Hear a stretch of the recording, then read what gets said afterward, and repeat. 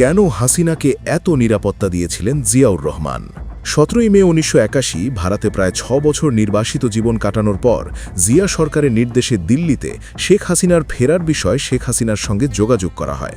প্রথমে শেখ হাসিনা আশঙ্কা প্রকাশ করে বলেন, আমি দেশে ফিরলে আমাকে হত্যা করা হবে।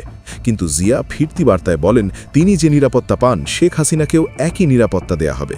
১৭ ফেব্রুয়ারি ১৯৮১ তথ্যমন্ত্রী শামসুল হুদা চৌধুরী সাংবাদিকদের জানান, শেখ হাসিনা বাংলাদেশি পাসপোর্ট ব্যবহার করেই দেশে ফিরতে পারবেন।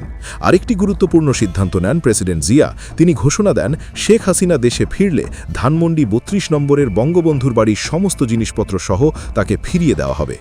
দেশে ফেরার পর শেখ হাসিনার রাজনৈতিক বক্তব্য দিয়ে আলোড়ন তোলেন। ২১ মে ১৯৮১ গোপালগঞ্জের ঈদগাহ ময়দানে তিনি ঘোষণা দিলেন, আমার পিতার অসমাপ্ত কাজ দ্বিতীয় বিপ্লব এবং বাকশাল আদর্শ প্রতিষ্ঠার জন্য আমি আমার শেষ রক্তবিন্দু পর্যন্ত লড়াই করব। নয়াদিল্লি থেকে ঢাকায় ফেরার আগে ইন্ডিয়ান এক্সপ্রেসকে দেওয়া এক সাক্ষাৎকারে শেখ হাসিনা আরও বলেন, প্রয়োজন হলে আমি ভারতের কাছ থেকে সাহায্য নেব। ২৯ মে সিলেটের জনসভায় তিনি আবারও ঘোষণা করেন, বাকশাল কর্মসূচি বাস্তবায়নের জন্য আমি আমার জীবন উৎসর্গ করব।